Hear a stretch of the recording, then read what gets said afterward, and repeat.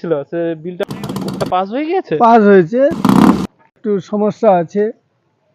ভালোই হলো তোর সঙ্গে দেখা হয়েছে রে। এই গল্প করছি তখন এই রাস্তাটা নেই, আমি বাজেট লিছি, কে ক টাকায় তোনে করতে পারবি? চওড়া কতটা হবে?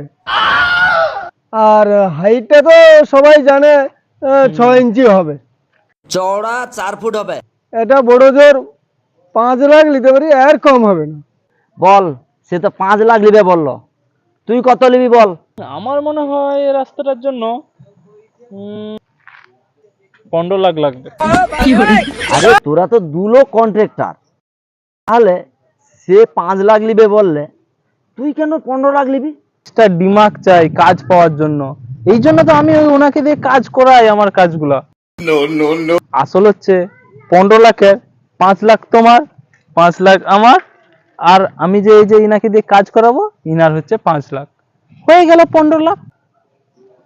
এই হচ্ছে আসল কন্ট্রাক্টর, তোকে কাজ দেবো নি, একেই কাজ দেবো।